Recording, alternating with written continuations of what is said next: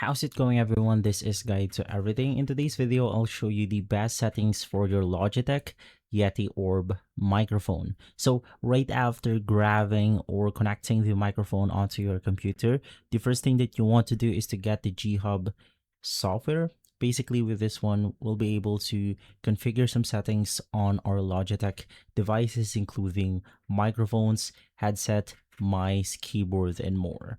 After downloading and installing the Logitech G Hub, you want to simply click on your Yeti microphone, which will then look something like this.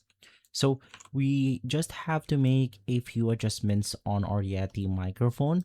First things first, you want to go ahead and basically choose or create your own preset by clicking on the create button. And from here, just go ahead and copy the settings that I've set. For the input gain, you want to select 50. For the equalizer, make sure the high pass is enabled, and then you want to set it to 60 Hertz. Now for the master output level, of course, you want to turn this on depending on your style or situation. And then just make sure that the voice EQ is enabled, and then you want to copy this sliders right here. So for the low one, you want to set it above or just in the middle of 12 and 0. For mid, you want to set it below 0 and above 12. And lastly, for high, you could just leave it at 0 right here. So the next thing that you want to do is to head over to the signal cleanup, and then we have to apply some additional settings with our signal cleanup options.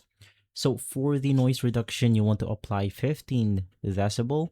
For gate, negative 44 decibel. For compressor, negative 20. For the de-esser, negative 20. The popper, negative 20.